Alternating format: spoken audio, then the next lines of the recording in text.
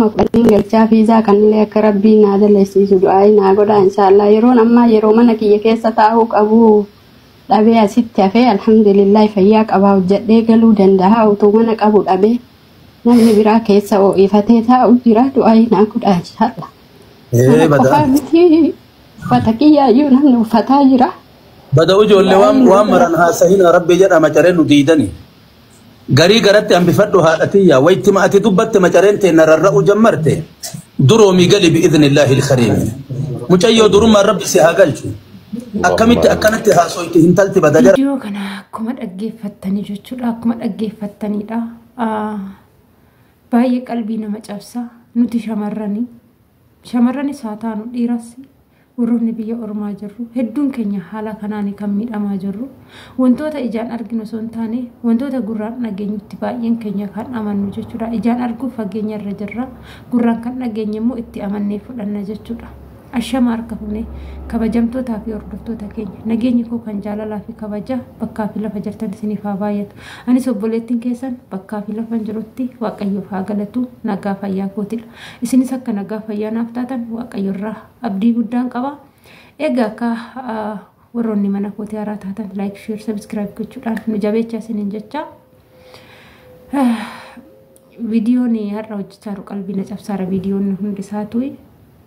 Obboleettiin keenya kun akkuma dhageessanii bultii ijaarratteeti kan biyyaa baate jiruu ishii fooyyeffachuu kan kaleecha keessa jirturraa jijjiirama wayitiin jiraachuuf biyya ormaa dhufte abbaa manaa isheetiin walii galtee dhufte asitti ishiinis akka nama kamittuu dalagdee innis immoo kan ishiin jettee san tole jedhee waan ishiin goote jetteen godhee manas ijaaree qabeenyas godhate haa ta'u garuu gizee tokko ka jireenya namaa keessatti kan seenu seexanatu jiruu namaa diiga seexanatu bultii namaa diiga malee namni bultii namaa hin diiga jedheetoo yaadu shamarri dhiira bultii qabu tokkottis deemtu amma yeroo baay'ee shamarri biyya keessa jirtanii shamarran biyya arabaa jiran miidhaa akka jiran naaf nu bachaa jira jechuudha. Sababbiin isaa isheen biyya ormaa jirtu asitti teechee jiruu ishee achi fooyyeffatti kan achi immoo abbaa manaa namaa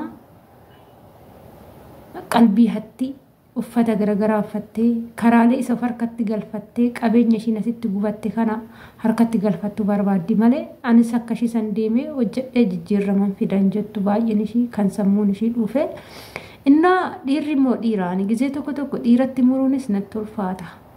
Ani kana muru shamaruma niitii qabu shamaruma haadha manaa qabu kan biyya ormaa jiruu ofii jijjiirratu warroota ilmoo walirraa godhatanii jireenya jedhanii addaaf fagaatanii jiraatan akka inni ilmoo qabu osoo beektu akka inni jiruu qabu osoo beektu bultii namaa diiguuf mana namaa diiguuf kan abbaa manaa sanitti deemtu shamarran biyya keessa baay'ee tokko kan namaas xallaatudha jechuudha.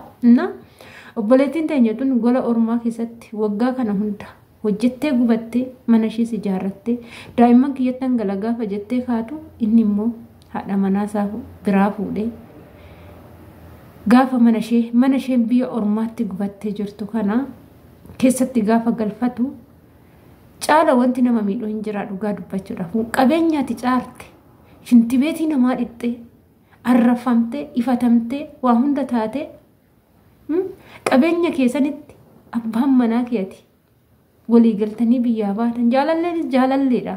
Anan jaalallee omaanatti fakkaatu warroonni jaaladhe jettanii birritti ergitan an omaanatti fakkaatu maaliif jennaan jaalalleen namni wal jaalachuun numa jira yookaan nafuudha yookaan nafuudhu jettanii bakka lamatti addaan hiruu qabdu jechuudha. Namni wal jaalatee fi walitti fuudhu bakka hireen rabbii jirtu qofa jechuudha ilmi namaa kan dhaquu danda'u malee nama tokko jaaladhe namni kun nafuudha jettee itti of kennuu no sammuu kee yaaduu qabda jechuudha. Garuu kan abbaa manaa ta'ee walii galanii jiruu ofii fooyyeffachuu addaan ba'anii biyya garagaraa ta'anii innis hojjetee jiruu san jijjiiree dafee haati manaa isaatis daftee akka itti deebitu innis immoo hojjetee jijjiirama wayii akka fidu malee maal dubartii biraa mana namni tokko itti gubate mana namni tokko itti xaaree itti dubartii biraa fuudhu.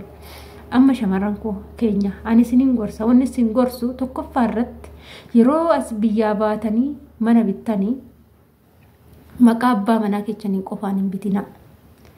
Maqaa abbaa manaa keessaniin qofaan hin bitinaa.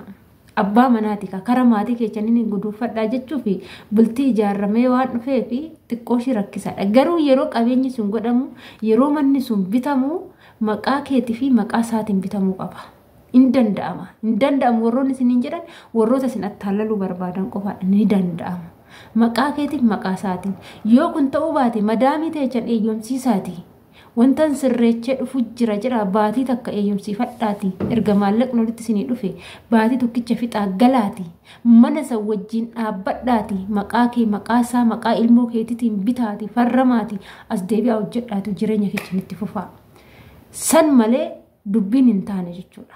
Dubbiin hin taane warri dhiiraan ishi indoo gongoraa gaafa qabeenya kee akkas goote kan itti galte san qabeenya keetirraa gadi baaftee isa fudhattee adeemtu bakka barbaadde qabeenyi sun qabeenya keeti biyaansi gurguramellee qixxeetti yoo namaa qooddame jechuudha. Dhugaa rabbi isin jira kan isinitti xaartan kan isinitti arrafamtan kan isinitti gubattan kan biyya keessatti jireenyi biyya ormaa maal akka ta'e kan hin beekne gaafa keessa seentee tan dabaallaqxee luka ishee lamaan irra goote mana itti ijaarte soofaatti biddee gubbaa gaafa ta'e jechuudha. Maaltu nama guba kana kun kan nama hin gubne wanni nama hin gubu hin jiru jechuudha. Dhugaa dubbachuudhaaf ani mataa kootti gara kootti yoon deebisee ilaale wanna nan itti gubadhe tokko ishii balleessitanan jiruu koo balleessa malee odoon ijaan laalu dubartiin biraa qabeenyaan hojjedhe san keessa seenteen jechuudha.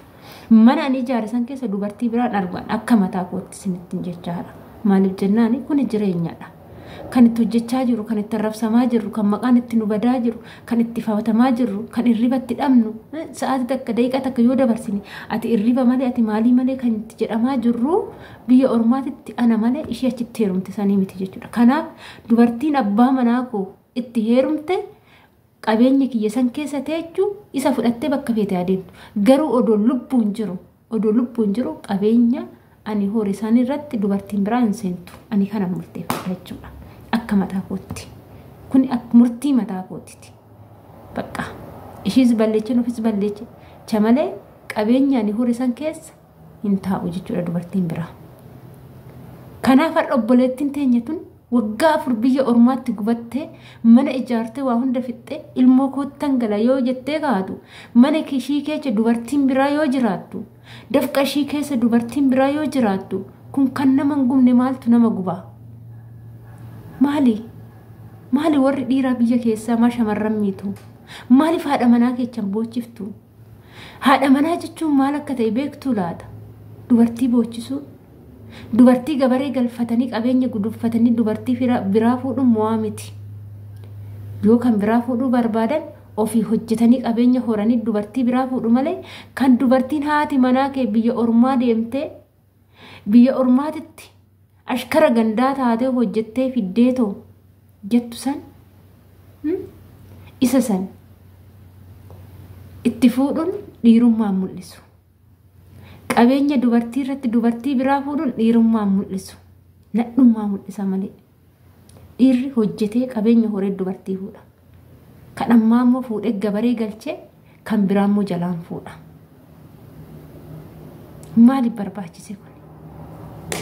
Kanaaf shamarran keenya wanti fedhe haa galu bultii ijaarradhaa waan fedhanis ta'a yookaan maqaa keessaniin maqaa isaatiin yookaan kara maatii keechaniitiin guduufadhaa malee dhiira guutumaan guututti amantanii maallaqa keechan biyya ormaa teechanii hin ergina.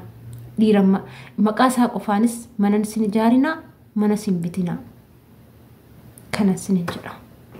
Ani viidiyoo kommoo asumarraan hanguulaba. Waan wajjin turtaniif ulfaadhaa galatoomaa. Viidiyoo biraatiin hangolitti deemnutti turtii gaarii isiniif haa ta'u. Warroonni mana keenya faaraa taatan like, share, subscribe gochuu hin dagatinaa. Bye bye.